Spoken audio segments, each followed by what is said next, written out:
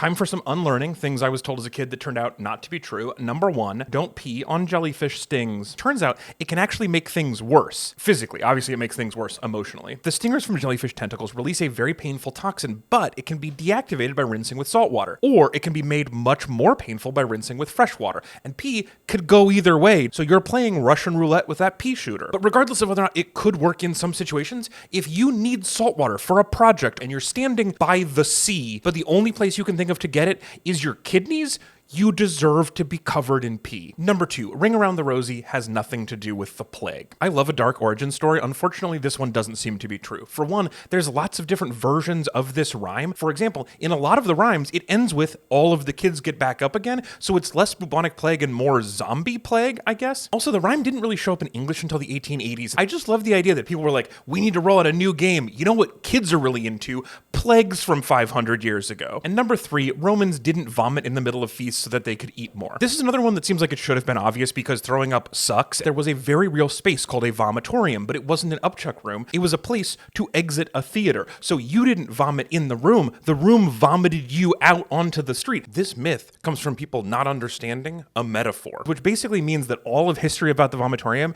is like the comment section under a funny post on Facebook. And if you're the kind of person who comments on jokes that you didn't understand, you deserve to be covered in pee. You know how Napoleon Bonaparte was just a little guy and Marie Antoinette was always pushing cake and George Washington was a very honest child lumberjack? Let's discuss in my new segment, Oops, You Fell for Historical Propaganda. We're all susceptible to propaganda, but what's wild is when it's so successful, it becomes common knowledge for hundreds of years. Probably the most obvious example, the original short king, Napoleon. Bonaparte was about 5'7", which is a perfectly average, non-tiny height to be, but he was also at war with England, and the English press is brutal, so they drew him as a wee little man. And this is 1803. There are no photos. You either got the British propaganda or the French propaganda where he can do a wheelie on a horse. Only a few years before that, another French leader had some trouble in the press, Marie Antoinette. Despite having nothing to do with how the country was run, she was blamed for a lot of its problems, and a lot of that propaganda stuck, especially the quote where she said that if poor people couldn't afford bread, they should just eat cake. It's a funny quote that was originally published in a book that came out when she was 7 and was about somebody else. It's sort of like blaming Mr. Beast for how bad the Da Vinci Code is. And just a few years before that was the American Revolution, featuring founding daddy George H.W. Washington. A lot of early writing about him was intentional propaganda, especially the world's most made-up story, the cherry tree. He's 6 years old, right? He just got a hatchet as a present. The next day, a tree in the front yard has been chopped down, and there are hatchet marks at about 6-year-old height. Even if that was true, which it's so clearly not, it's not about a kid who's super honest. It's about a kid who's terrible at doing crimes and knows it's too late to cover it up. But we know a few things about George that aren't propaganda, like he was 6 foot, he could also do the horse wheelie thing, and he had absolutely nothing to do with the Da Vinci Code. A couple weeks ago, I mentioned that studies show melatonin doesn't actually help you fall asleep much faster, and people didn't know that, and they seemed a little bit upset. And so in the similar vein of telling you stuff that you might not have known and is going to annoy you a little bit, here's a bunch of other stuff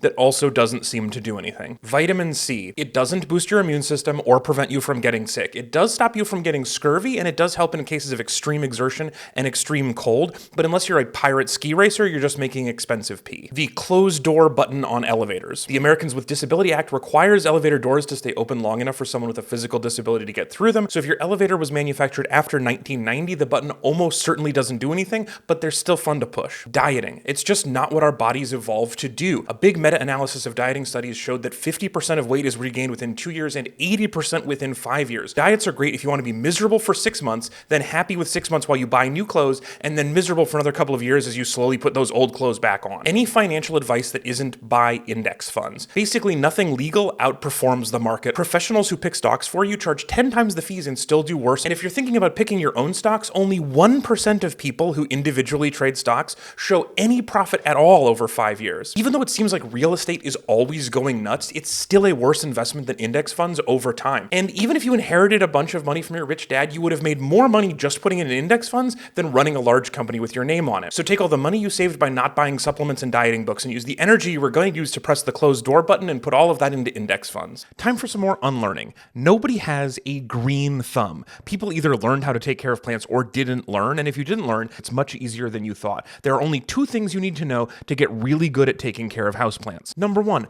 don't water so often. A caring plant parent only has one button: add water. Is my plant happy? Add water. Sad? Add water. Is it dying? Add more water. But water is not what it needs most of the time. Humans can survive for about 3 days without water, but you can only survive for 3 minutes underwater. Stop drowning your plants. You're doing it out of love, but you're of mice and menning your plants. All you need to do is touch the dirt in your plant, and if it's super dry, great, add some water. If it's not, then super don't. And number 2 is more important. It almost makes number 1 irrelevant. When your plant dies, buy a different plant. Plants die all the time, and it makes sense. They were supposed to be in the jungle. We put them in a studio apartment. So what you do is buy 2 plants, and when one of them dies, replace it. Try to get a different plant. You'll keep going back and forth with one of them dying until you've figured out the one plant that can handle you and your particular form of torture. Think of your plant as an experiment in unnatural selection. You are Darwining plants that can survive in your home. And I know you feel bad that you killed it, but it does not have a soul. It is just cool-looking salad. Chill out. If you calmly replace your plants when they die and you finger your dirt, you won't have a green thumb because green thumbs aren't real. You'll have what you actually need to keep plants alive: a black heart and a brown finger. Here are 3 more things that are completely made up and don't do anything. Number 1, alkaline water. Everybody wants to sell you water. It seems like a pretty good business, and one of the ways to stand out from your competitors is to say that your water is magic water. Scientists have weighed in, and it's very clear that this does not do anything, but you already know that. You know your water doesn't need features, and you know that your body doesn't have the wrong pH because, fun fact, you're not dead. The only good thing about alkaline water is that it teaches more people about the pH scale, which is an important idea in chemistry and also the funniest scale. It goes from 1 to 14, with 7 being 0. That's a perfect choice. 14 out of 14, no notes. Number 2, everything about toothpaste except fluoride does nothing. Fluoride is amazing. Everything else is just marketing. Whitening, of course not. The bleaching agent isn't staying on your teeth anywhere near long enough to do anything. But the weirdest thing is that toothpaste itself doesn't really do anything. If you're getting enough fluoride from other sources, then you get the same benefit from just brushing with water. You could still use it if you like it and it's fun, but if you run out or you're on a trip and you forget, just brush with water. Toothpaste is the alkaline water of things to put on your teeth. And number 3, electrolytes in sports drinks also don't matter at all to you.